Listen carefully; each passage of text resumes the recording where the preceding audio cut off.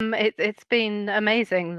Well, to be perfectly honest, the whole journey with Gohenry has been amazing, right since the days when we founded it back in 2012. But yes, we were very lucky to get some substantial funding from investment groups back in December, which has allowed us to accelerate even faster our expansion in the US. And yeah, we've been getting quite a bit of press. So you and I sat down for coffee probably about 8 years ago, maybe a little bit longer than that, but I don't want to age us too much. Now, if you said to me, and you probably at the time, I'll see you again in 8 years' time, and the landscape will look very, very different. For example, 40 million raised US dollars, end of 2020, over 1.5 million customers, and expansion, as you say, on the horizon to the US. Now, if we sat back down again in Piccadilly and had a coffee 8 years ago, and I said that back to you, would you believe that? It was, this is going to sound ridiculous, it was always the aim. Gohenry really came about not because I have any background in payments or had any knowledge of payments at the time, nor the other two parents who co-founded the business with me. It came about from what we felt was a need for all parents to keep up with how payments were changing in the world. As you say, COVID-19 has accelerated the pace of our cashless society. But also, I think it's what we've seen is that parents are more thirsty than ever to find tools to help their kids learn then how to navigate money and be good with money in what they know is an increasingly digital world.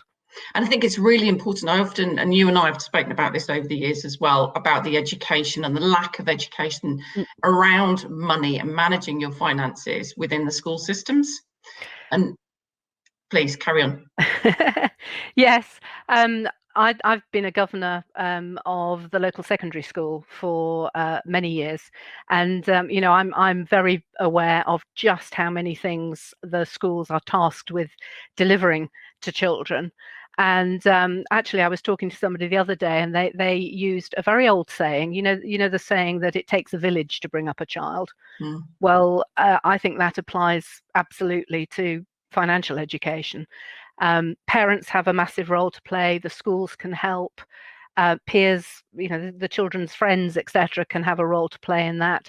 And we're out there providing a tool for parents that they can use to help teach their kids about money, whether it's used as cash, digitally, online, on the high street, in all the forms that it exists in the modern world, and give them that education so that they grow up. We talk about financially fit, confident with money, so that they're able to grow into confident adults. And it's I think it's a very, very valuable tool to have. And I'm still surprised, actually, that the generations that we see today that are so digitally savvy, still there is a big disconnect between the number that I see on a screen and the reality of what I actually have to spend. I think this is from personal experience, but I think kids are more used to spending digital currency through video gaming and digital fake currencies, whether they're buying goldfish food or simoleons.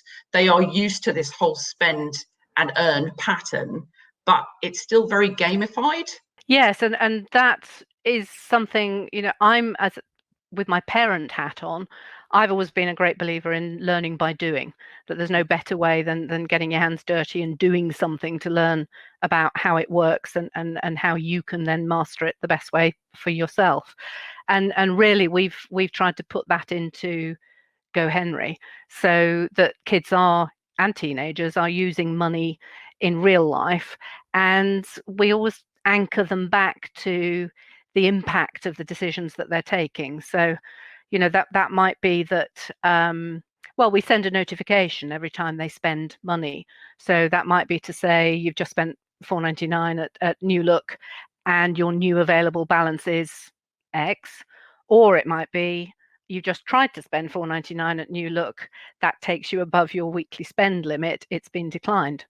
So it's implications, consequences of decisions. And in the same way, when they're saving, when they set up a saving goal, understanding the implication of they're getting closer to their goal, they've saved up for something bigger that's worthwhile, and celebrating that. You said you learn by your mistakes. You do. The whole point of being an agile business, I think, is that you can test and test again and change and refine and test again and refine.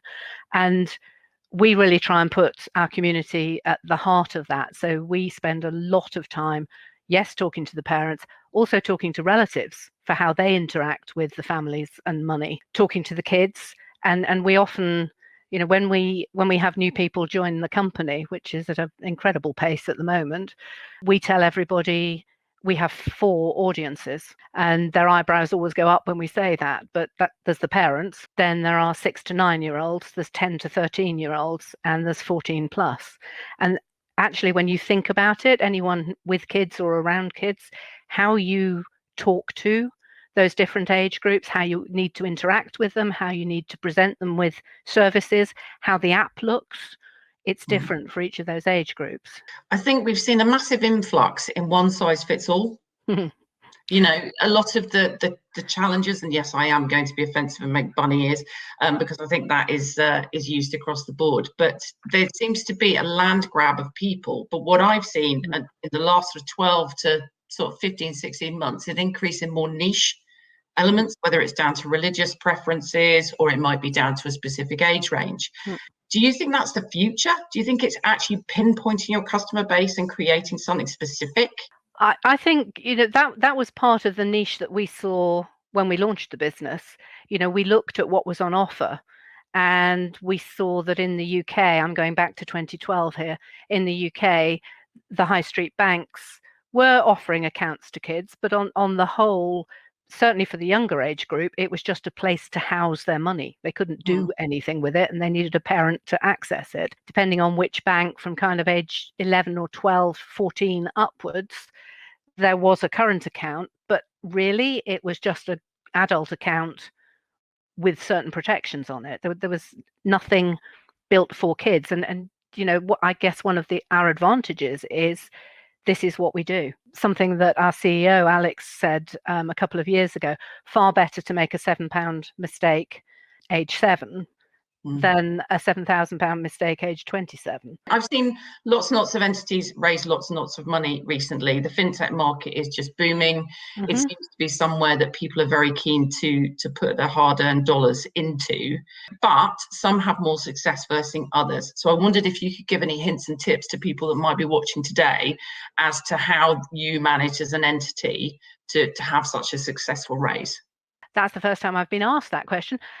A lot of hard work, making very sure that we had a team who were working on the raise and a team who were making sure we were still driving forward with the business and growing at the pace, the targets we'd set ourselves, and delivering the service level to our customers that we expect of ourselves. That was important. It does take a huge amount of time and a huge amount of effort. Yeah, we've been massively lucky in finding investment partners that really support us and have brought a lot to the business. Not just money, dare I say just money, but not just money. And why the US? Obviously, you have the additional support, but you could have gone, like most people do, UK, Ireland, France, Spain, Germany. Why United States? I think if we rewound probably about 5 years ago, and you'd asked me that question, I used to trot out the answer: Ireland, probably France, and then other European countries, the large European countries first. When we started doing the market research and really delved into the nitty-gritty of what needed to happen to do that, the US came to the top of the pile. Legislation. There are 50-something states, but the legislation is largely similar across all of the states, where in Europe, although there is the EU Payments Directive, it is enacted differently in each country. Language, one language versus multiple. Market size, I mean, in really simple terms, to match the market opportunity that there is in the US, we would have had to launch in France, Germany, Italy, and Spain to get the same market. And there are similarities. I've said language, one single language. I didn't say the same language. It isn't the same language, as everybody knows. It is a totally different audience to the UK. We absolutely treat it as a different country, a different version of the product. Right from the really simple things, like in the UK, we talk about pocket money. In the US, it's allowance. Are there any other challenges that you see for entering the US market that you are mindful of as a business? I hope I won't upset our US colleagues to say that their payment technology is substantially behind the UK and Europe. That was there was a lot of learning we had to do in the UK. You think about a contactless payment, a chip and pin payment, and an online payment. But gosh, when you go into a shop in the US, you've got chip and dip, chip and zip, where you put your postcode in, contactless, which they call tap and go, the swipe and sign, the swipe and don't sign. There are very many different types of transactions. And if you think about that from a child perspective, that's a lot of different ways to learn to use a payment tool. So do you think if you went right back to the beginning of the Gohenry journey, I know everyone asks you about what you would do differently, but would you have thought, hindsight is a wonderful thing, would you have still started that journey knowing what you know now? Oh my goodness, yes, in a heartbeat. Yes, it was for anybody starting a business, it's a hold your breath and jump moment. I was the breadwinner. I was the one paying the mortgage. I had 2 kids who were both young at the time. It was a big decision. And yes, I'd do it again tomorrow.